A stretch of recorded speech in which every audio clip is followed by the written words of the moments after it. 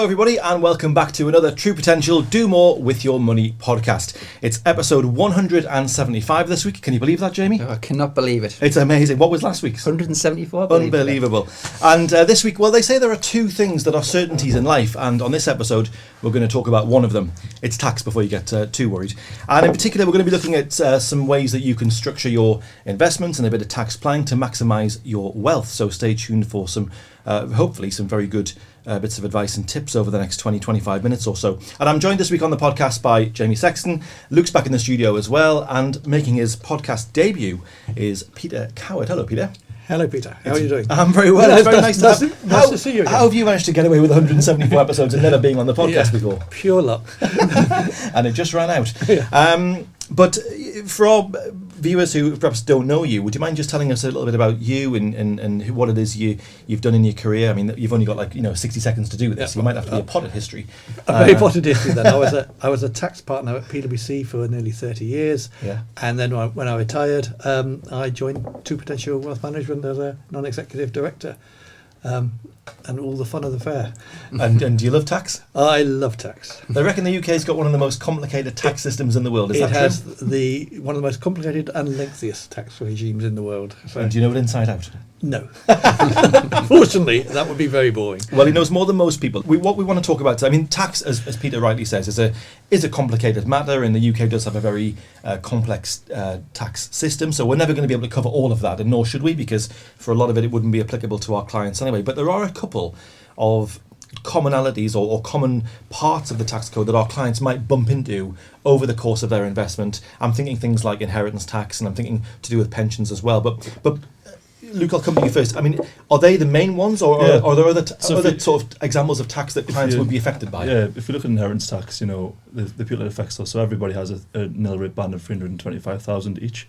So if you're a married couple, that's 650,000 you have. If you had children and a house, you have something called the main residence nil rate band. So that's an additional 175,000 each. So if you add all that up, that's £1 million that every married couple with a house with kids will have for an inheritance tax bracket. So what that means is if you have a house worth £1 million, which you may do if you live in London or the south, and other assets such as cash, ISAs, GIAs, then effectively you will pay 40% on all of the value of your assets over £1 million.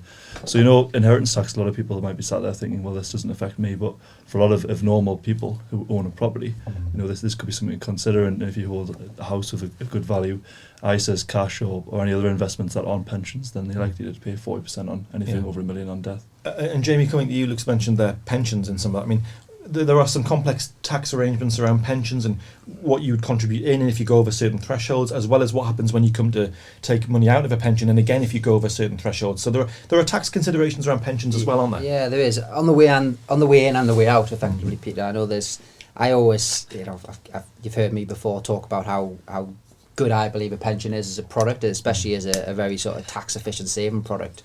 And one of the key areas of a pension, especially when you're looking at inheritance tax, is it's exempt. Effectively, it's outside of the state. Obviously, there's areas that you have to consider in terms of there's limits of what you can put into a pension, which is just increased to £60,000. But it's a really great vehicle to consider. Consider your options, especially if you're a higher net individual and you have a pension and you're thinking about for inheritance tax. A lot of people always think the pension is that's my retirement income, that's where I should go, but it's not necessarily the best place to pull funds from, because that shelter around it. For me, I'm biased on this, but I think it's the best product in the UK for that type of planning. And clients should always, when they are considering, the best place to put their money or the best place to take their money out of, it's worth speaking to an advisor before you just consider, well, actually, I need to take my my retirement income from a pension. So, and the rules around, you mentioned it there, around annual contributions into pensions, and then there's the lifetime allowance as well that people might have heard of, because that was in the news just a couple of months ago in the budget. What were some of the rules that got changed in the budget for anybody who might have missed it or has picked up? Not quite sure. Luke and I were having a little joke about this previously, because we had to study this thing called lifetime allowance, which is where you've got a certain level in your pension. Effectively, it's just over £1 million, and there was something called a lifetime allowance tax charge above any excess above that. And I remember numerous questions in my exam paper around how you calculate that. That was abolished, not abolished effectively, but it was effectively they've removed the excess. Look, I know you can give a bit more Yeah, of detail course. on So anybody who had over 1.07 million, obviously the government changed the lifetime allowance over the past 10 years or so. But if you had over £1 million in your pension, then effectively, while the lifetime allowance was in place, so before the last budget, you'd pay 25% on income or 55% if taken as a lump sum. So it's only for people with large pensions, large personal and defined benefit pensions this would have affected. Yes. So it's quite a big change, really, an unexpected change for me. Someone that looks at pensions every day, it was an unexpected change, really, in that if you've got that level of wealth in a pension, you're going to save a lot of money. So it's good news, really, in terms of a big tax saving. And you mentioned the annual allowances there as well. That's been increased to 60,000 a year now. You can use carry forward for previous 3 years as well. So you've got an opportunity here to really save as much as you can, especially if you are close to retirement into a pension where you'll not pay that tax charge anymore. And it's worth asking Peter about this because something I talk to clients about quite often, especially directors and businesses. They always ask questions around, well, is there a better way of getting money into my pension as an employer? And adding employer contributions can be really advantageous in other taxes as well, Peter. Yeah, because the company deduction for it as well, so and there's no national insurance on it, so it does actually save quite a significant amount for the company. Yeah. And is this a pension something which you get a lot of calls about? I mean, someone's getting one right now. I'm getting one right now. Is it? In fact, it's David. Well, that might be a long call. Is it one of them? Are these some of the most common questions that people would ask their advisor about? You know, what should I be doing, and what do I not want to fall foul of? Is that it? I think so. It's one of these things where you obviously there's two types of clients. I always say this every time I speak. There's two types of clients. You've got people who are saving for retirement and people who are retired and looking for that level of income. And there's different questions to be asked when you look at a pension. So the first question to ask if you're saving is, do you want access to the money? You know, if you're under 55, then it can lock your money in from a pension. But then the benefits of putting a contribution to the pension as a saver is you get benefit from tax relief. So these are the questions you ask at that level. But then at the other level, it's when you're taking from an income perspective, is that the best place to take that out of? I personally, I think we class ourselves as financial advisors. I'm a qualified advisor, as Luke, but probably spend 95% of your time talking about people's pensions. Yeah, of course. It's a complex product, and obviously for me it's quite simple, but there's tax considerations when you put the money in. You've got tax relief, which is a good thing, and you should always take advantage of that. So effectively a 20% boost straight away, or more if you're an additional or higher rate taxpayer. But the important thing is it's taxed on the way out as well. So that's when an advisor can come in. Historically, clients have always took that 25% lump sum. That's the only option that they had before pension freedoms. They would take that and maybe take the rest as well, but in terms of an annuity. But what we have now is you could take as much or as little as a tax-free lump sum as you like. You can take income up to your personal allowance if you have that available. You can take it in a really tax-efficient way. So although it is taxed as income when you come and take the pension, there is ways of taking it flexibly that weren't available before. By doing that, you leave more in the pension, leave that invested, leave it to grow. So it's definitely worth speaking to your advisor and setting it up in a tax-efficient way when you retire. Well, let's bring in Peter now, because particularly around the topic of inheritance tax, Peter, but I mean, there'll be other considerations that you've thought of. I mean, as I said at the start, taxes are one of these things. It's a fact of life. Yeah. And, well, depending on where you live in the world, I guess, but it certainly is in the UK. And, to a large extent, I don't think any of us would object to paying our tax because it's what makes, the country function. So we're happy to do that. But as Luke and Jamie are saying, if you didn't have the right advice or you weren't, aware of what some of the pitfalls might be, it'd be very easy to pay more tax than you're required to pay. And let's be honest, the government puts in restrictions and opportunities so to incentivise the right behaviours and things like this. So we're not talking about anything here which isn't, if you're almost like expected of us to do, because the government says you don't, there are thresholds that you've got to adhere to, but beyond that or vice versa. So on inheritance tax, tell us what are some of the considerations that perhaps you come across quite often. As Luke said, inheritance tax up to estates of £1 million for married couples is not subject to tax, and therefore it's assets above £1 million. And the only way really to avoid inheritance tax is gifting. But interestingly, inheritance tax is one of those issues where it's a very personal decision. And I've had clients who actually just said, I don't care. I want to keep the money and I just pay the tax on my death. Other clients want to plan and give away as much as they can to reduce the inheritance tax. So it's a very personal decision. There's not a right answer.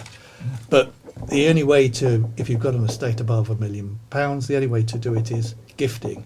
And when you're gifting, the three issues are when, who, and what.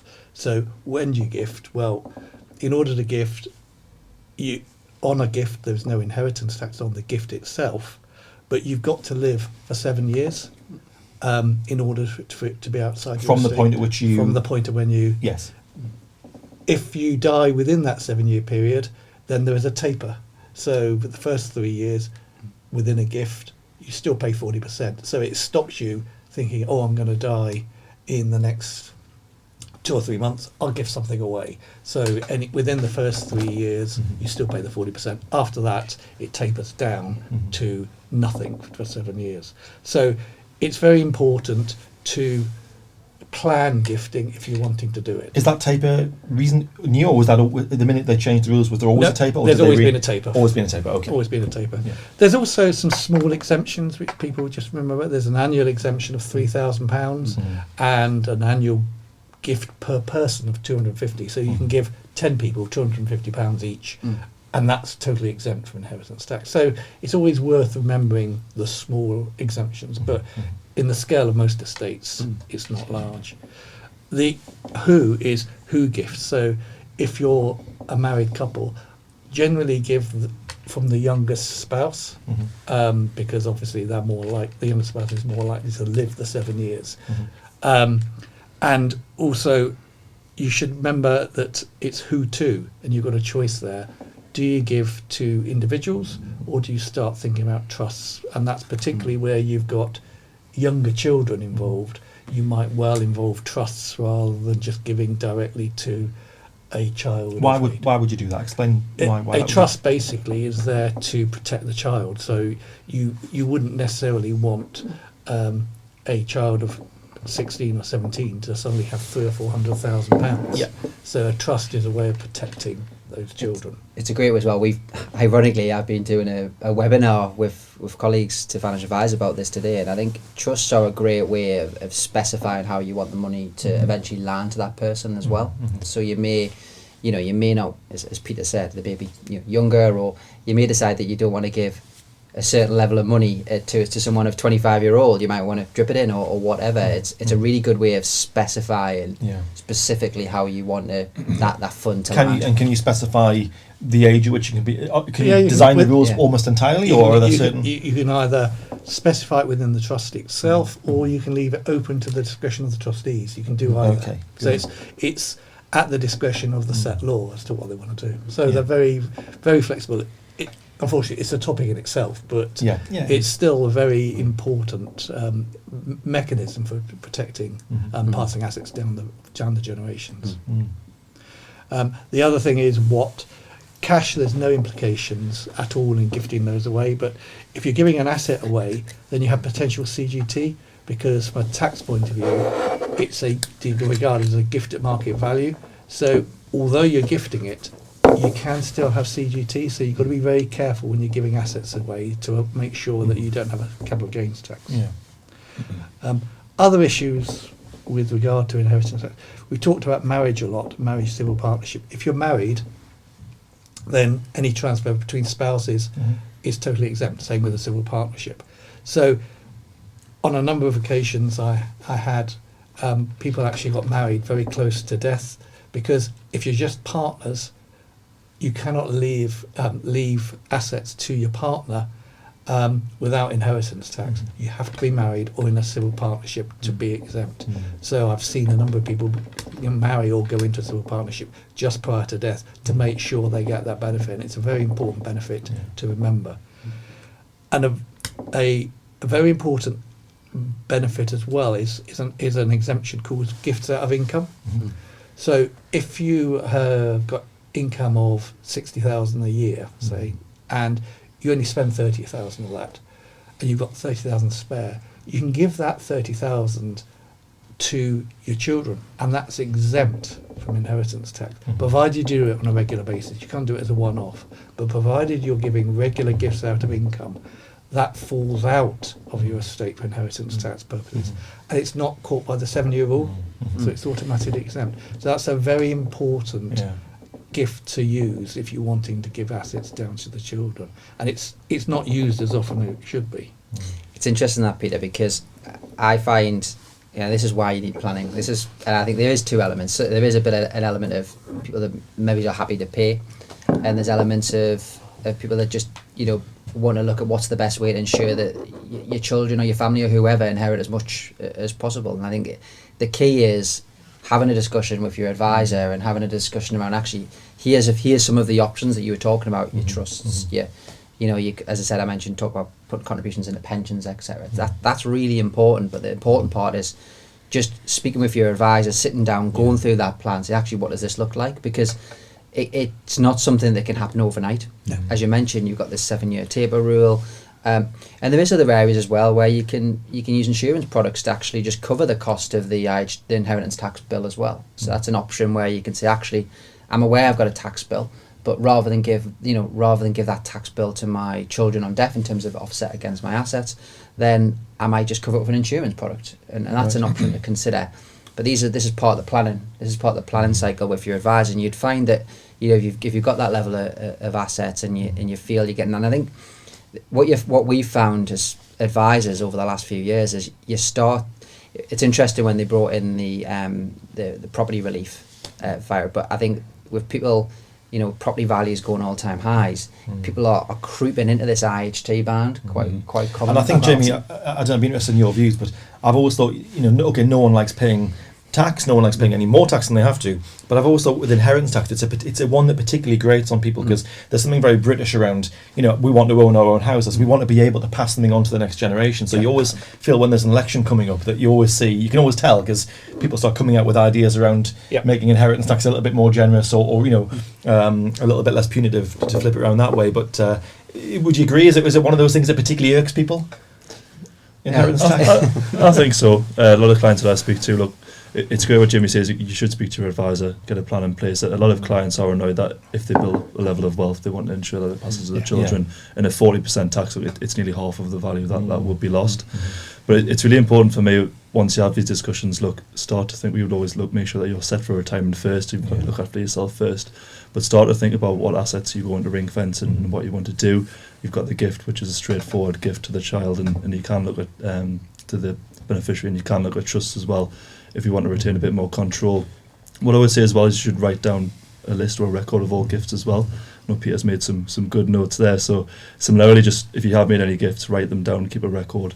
Obviously you can make sure that's taken into account when inheritance tax is due to be paid. Just thinking about a true potential client who might be watching this video, they've got their property, they'll have potentially a pension, they might have an ISA with us, a GIA. You talked about passing assets on and what's inherited. Of those sorts of assets, property, pension, ISA, GIA, which ones could be included in IHT and which ones wouldn't be? They would all be included in IHT. Okay. And one of the problems always with, say, a GIA, in order to pass that down, you've got potential capital gains tax. So that's why talking to an advisor, so if you want to pass some value down, realising a GIA down in order to avoid capital gains tax has to be planned very carefully.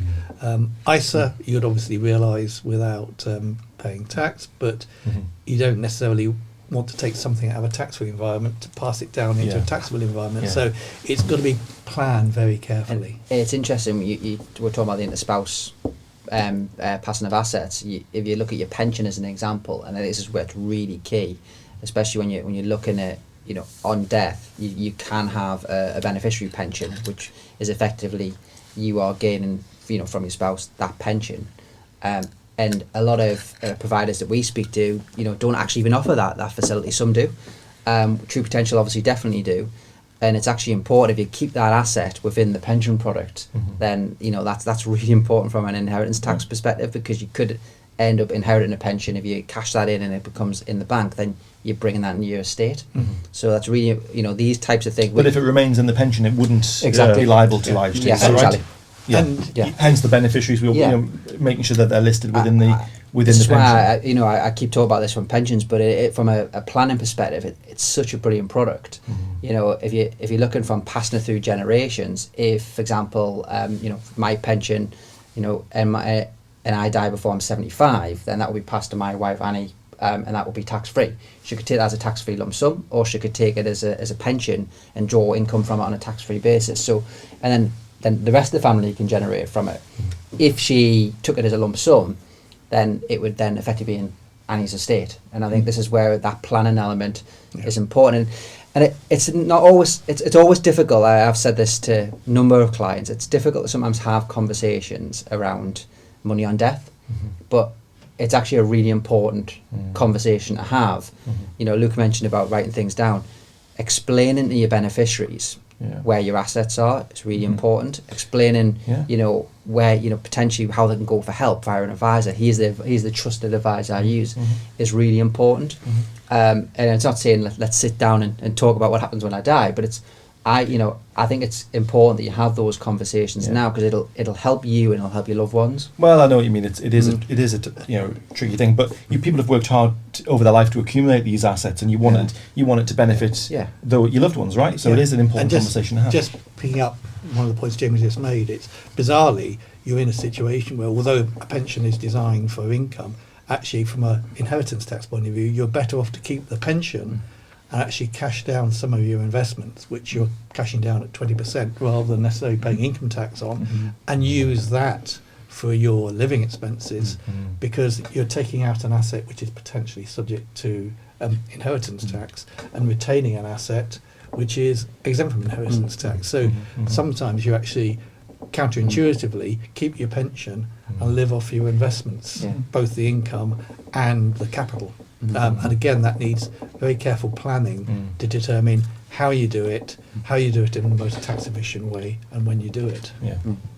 Yes, I'm definitely getting the feeling that it's definitely worth speaking to people like you lot before you do any of this stuff. One final point, which I know links into a later podcast, is all of inheritance tax is taxed, but what is also very, very fundamental is to ensure that everyone has a will, because a lot of planning can go horribly astray if there is no will in place, because then you're caught with intestacy rules, which are just expand. So what would happen? I mean, there'll be people watching this who haven't.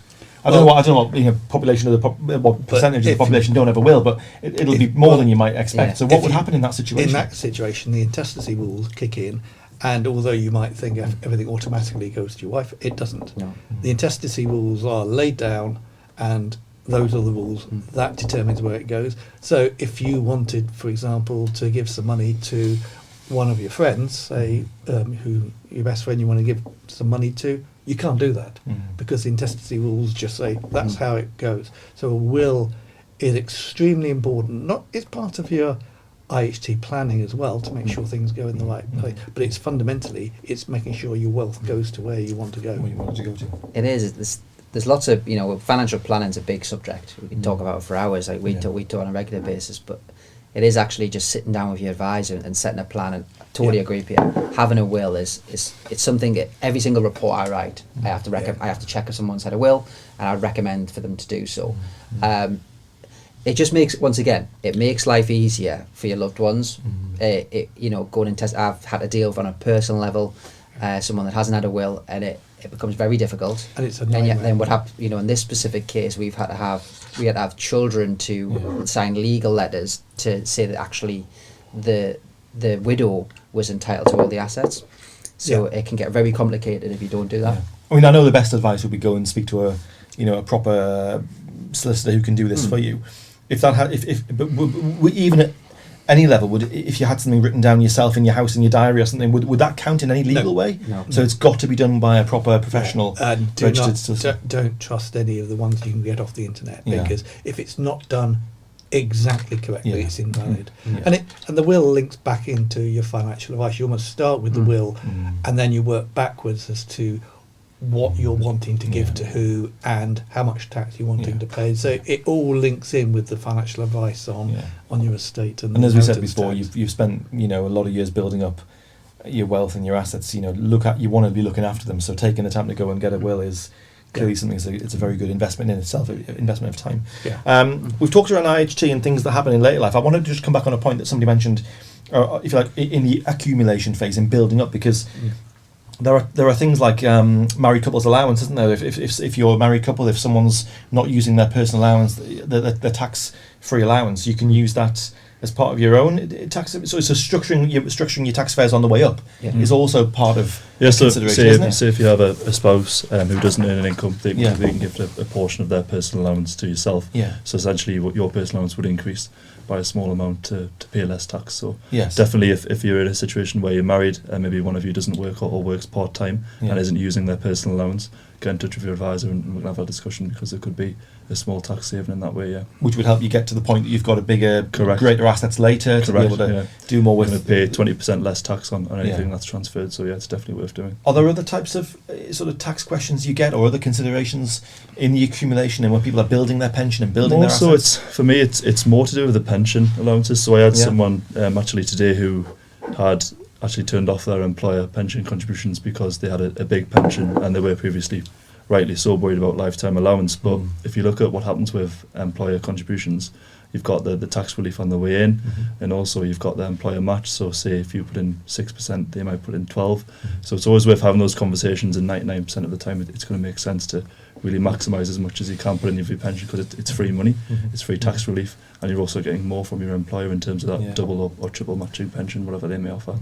Yeah, there's normally the matchings are a really good thing, and worth speaking to your employer if you haven't already, just to understand if you put a certain level of fund in your pension, will they match it? And you know, especially for some of the high earners these days, if you have switched off your pension because of lifetime allowance, maybe consider looking at those contributions again. But I think anything into a pension at any age is a good thing. Yes. Yeah. As long as you can afford it, but it's a good thing. Yeah. And if you are, say, close to retirement, maybe 3-4 years away, make use of carry forward, make use of this extra 60,000 as long as you earn enough to make use of that. Definitely worth taking advantage of that tax relief and getting as much as you can into your pension, even if retirement's just around the corner. And for business owners, I'll mention it again. If you're a business owner and you're potentially looking to move funds from your business and you want to get into your pension, it's a really good option. Yeah, so business or self-employed, if you own your own company, you can pay from profits into your pension, so there could be a tax saving there. You'll not pay corporation tax or national insurance. Get in touch with your advisor where you can do the calculations and see if that's worth doing. So if you're earning money at a certain level, it can be worth going for your employer rather than... A lot of accountants tend to tell you to do it right before your tax year end, so we get a lot. In January time, we get a huge amount of requests of employer contributions go through, but you can do it any time in the year, just to let people know. Exactly. Do it now. It's obviously a good time. That does feel like an entirely different podcast. I mean, the point. Yeah. I mean, look, the point is in I don't know how long we've been going, 25 minutes or so. It is impossible to cover because it's such a complicated it's a huge area. subject. So really, what we're saying on this podcast is take some professional advice. Yeah. Speak to a professional advisor, tax specialist, whoever it might be, because there's so many ways. And at the end of the day, tax, it's our money, right? It's the tax system is taking money that we've earned. Taking advantage of tax thresholds is allowing you to keep more of your money. It's as simple as that. And I think people don't like thinking about death because obviously, but I think it's one of these things which changes over time. So what your views are and what your position is at age 50 is very different from what it might be at 60 and 70. So it's one of these things that you need to regularly review your inheritance tax, and you will, because your views change over time as well. So it's something that you don't constantly need to do it, but you do need to do it on a regular basis. I did my will during COVID. Actually, I didn't have one.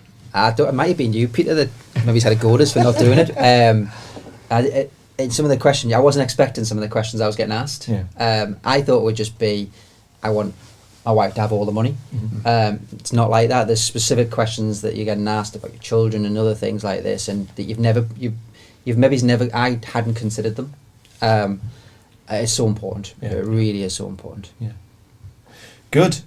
Fascinating. I mean, I feel like we've only really scratched the surface, as we could only ever do in the time we've got. But I think the point's been well made that taking advice is a good point.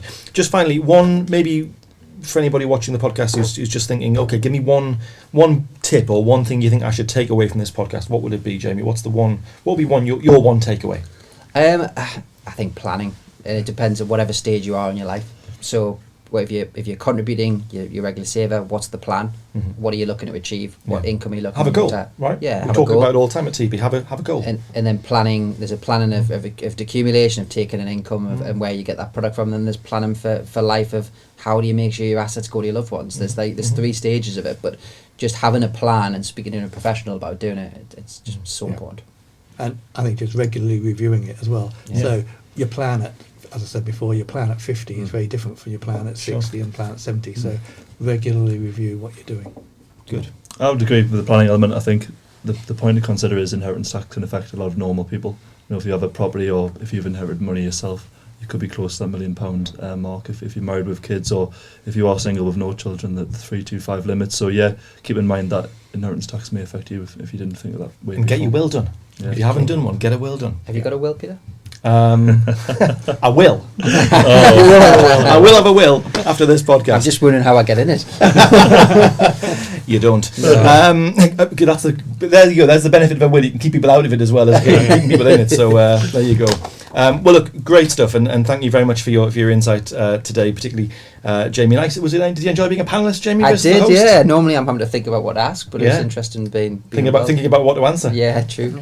Yeah, well. Luke, great insight as ever. Thanks very much for coming back on. And Peter, did you enjoy your first podcast? Very much so. Will you come back again to get into more of this? I feel like we're going to get a lot of questions. I on will the be back of delighted this. to, as long as I get repeat fees for viewings. Sound like a true account. Yeah, Jamie doesn't know that there are no fees for this. If people have any questions, by the way, on the back of this, if they're watching this and thinking that you've just made me think about something, how can they get in touch? What's the best way? Yeah, I think speak to your advisor or ring head office, and we'll be happy to set up an appointment to talk a bit further. And don't be afraid to do that, even if it's just a generic question around, do I have a liability or do I want to change a plan? Mm-hmm. Please, we are here for you. Generally, I think this is key. This is not an avoidance thing. This is how you can plan. You can plan for your life. That's what we're here for. Yeah, and that's why we do these podcasts as well. We try in the time that we have each week to talk about a topic that probably you've been thinking about, or maybe in the back of your mind somewhere. So it's the same reason why we do morning markets every morning. We try to cut through a lot of the noise that you'll pick up in the papers and on TV and the radio, and just to give it to you straight. So well worth subscribing to this channel, because you'll get those morning markets and you'll get topics like this. And please do, as the gents have said, if you've got a question, send it in to us or give us a ring, and we're here to help. So please do take advantage of that. But for now, thanks for watching, and we'll see you next week.